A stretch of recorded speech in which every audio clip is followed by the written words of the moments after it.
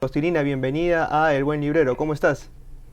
Muchas gracias por la invitación, Gianfranco, y estoy nerviosa. Para ser sincera, estoy muy nerviosa. Bueno, vamos a hablar del libro, vamos a hablar de literatura infantil y vamos a hablar también de algunas cosas que ocurren.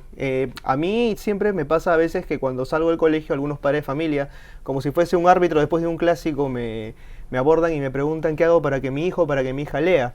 Y yo no tengo una respuesta clara, o sea, definitivamente es una pregunta muy abierta. Pero te quería preguntar a ti específicamente, no por cuál es el método, sino cuál es el error o cuál es uno de los errores más comunes que se cometen para incentivar a la lectura infantil. Que padres que leen o familias que leen y casas u hogares donde hay bibliotecas, se cree que hay una relación directa sobre la formación del lector. Hay una relación, sí, pero no se puede asumir que necesariamente alguien que ha crecido en un hogar, en un espacio donde hay libros y padres lectores, necesariamente va a ser un lector. Hace tiempo yo leí un estudio de una investigadora inglesa, me parece, donde que clasificaba 3 tipos de familias con respecto a la relación con la lectura. La primera, que es la que he mencionado. La segunda, donde no hay libros y los padres no tienen el hábito de leer. Y la tercera, donde los padres no habían tenido el hábito, pero se interesaban en que sus hijos tuviesen acceso a la lectura y acceso a actividades culturales. Y ese último tipo de familia es la que tiene generalmente éxito con respecto a la formación del lector. ¿Y qué errores hay? Empezando por ese, los otros errores consisten en mirar la lectura literaria como una obligatoriedad.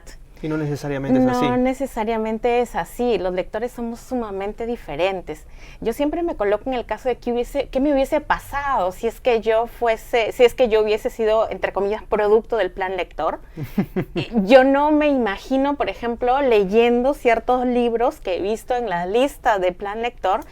Y de pronto me digo, ¿qué hubiese pasado conmigo? Que hubiese sufrido inconmensurablemente en el colegio. Cuéntame un poco ese panorama apocalíptico, esa especie de spin-off. O sea, ¿qué sensación te deja el plan lector en general? El plan de lectura es un tema absolutamente complejo, y complejo en la medida de que el docente está configurado, se supone, como un mediador profesional, un mediador de lectura profesional, pero para ello tiene que tener o tiene que aglutinar una serie de características importantes, ¿no? En primero, ser lectores. Ahora, ¿qué tipo de criterios maneja para seleccionar un conjunto de libros que va a pasar a formar parte del plan de lectura? Y no resumirlo necesariamente a la cultura escrita, porque la lectura es vasta, es amplia, y tendrían que contribuir ahí otro tipo de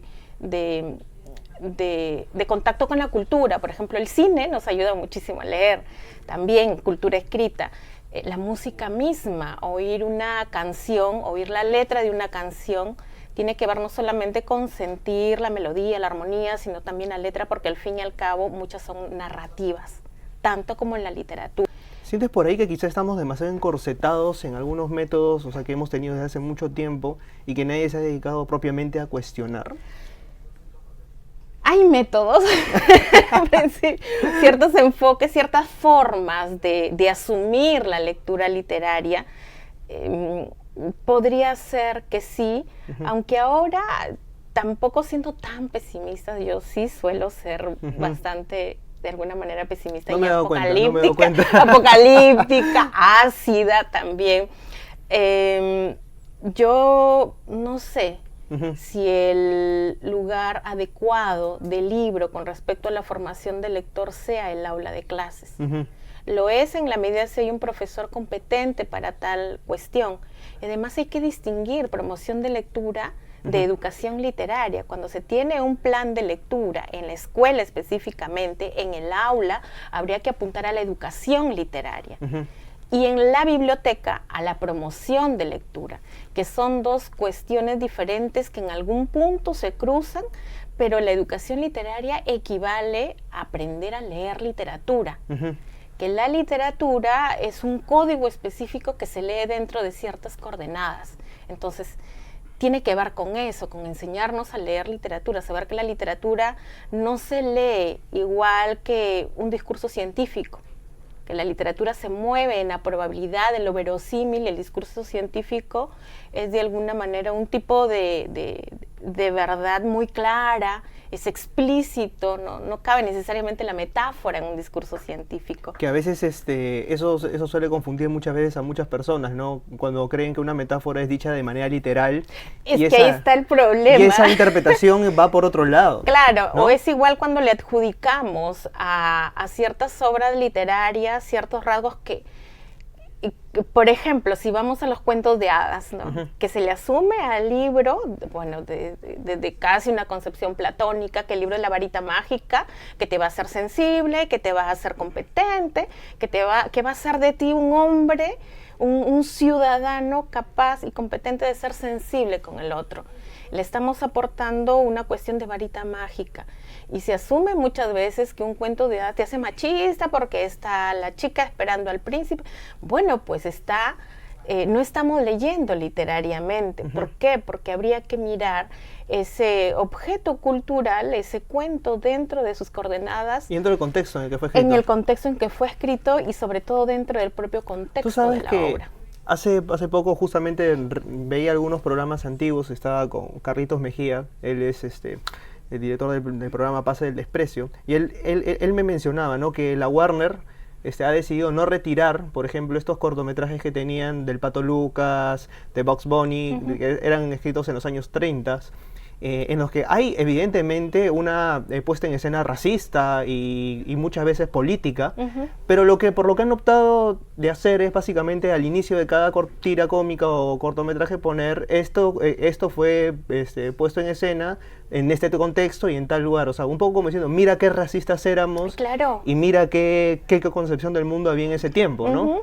Claro, es que precisamente está la riqueza de poner en contacto a un lector con estas manifestaciones escritas, cinematográficas que ocurrieron en un determinado tiempo, ¿no? Uh-huh. La cuestión de formar a un lector no consiste en una vanidad, no consiste en tener una biblioteca personal para decir que soy cultivada, que yo no soy del común y silvestre de la gente, ¿no? Sino que soy, quizá, entre comillas, hasta contracultural. Sino que la cuestión es que leer, estar en contacto con la cultura escrita, con la cultura en general, de alguna manera te coloca en un espacio donde no eres proclive a caer en la red de la univocidad, del poder del lenguaje que detentan los medios, por ejemplo. ¿Cómo enseñar entonces a ver el mundo de manera distinta? ¿Cómo entonces enseñar a que los chicos se animen a leer y a través de la lectura tratar de ver esto desde un punto de vista diferente, ¿no? Que creo que de eso se trata la literatura y en sí la lectura, ¿no? Sí, creo que te da poder de juicio crítico, o te da poder de poder cuestionarlo todo y te da el poder de generar tú mismo tus propias opiniones, ¿no? Uh-huh.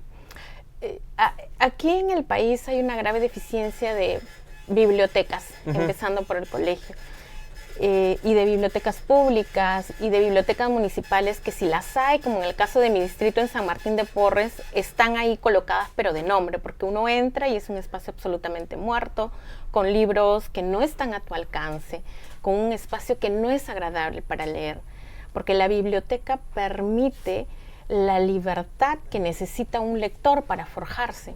Un lector tendría que tener la libertad de alguna manera decidir qué libro voy a leer, y si no me gusta, tener la libertad de devolverlo y ver por otro, porque finalmente eso va a constituir su linaje como lector. En principio es y colocar a un lector con la diversidad de la cultura escrita que existe, no cuestionar sus decisiones, discutirlas en algún momento sí, pero lo fundamental es traer el discurso literario y discutirlo, conversarlo, no comprobar cuánto ha entendido, porque muchas veces las pruebas son un tipo de comprobación y no es un acompañamiento. Un lector lo que necesita es acompañar. Entonces hay espacios que te proveen eso y que para mí son la biblioteca. Ahora el colegio es otra forma de mirarlo.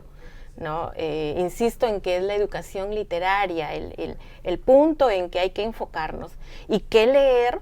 Pues yo sí estoy de acuerdo totalmente en que hay que leer literatura clásica, hay que volver a la literatura clásica sin dejar de lado lo contemporáneo, pero yo sí pienso que hay libros fundamentales que un lector en formación tiene que leer. Bueno, siempre somos lectores en formación. Nunca se termina de formar un lector, siempre está constantemente variando. Irina, te agradezco muchísimo, se nos ha terminado el tiempo. Quiero agradecerle a todas las personas que se han conectado, que han visto a las 5 cortas el día de hoy. Agradecerle, por supuesto, a Librería Sur, que nos ha prestado este espacio tan bonito para poder hacer la entrevista. Y conmigo y con las 5 cortas será hasta una nueva edición. Chao.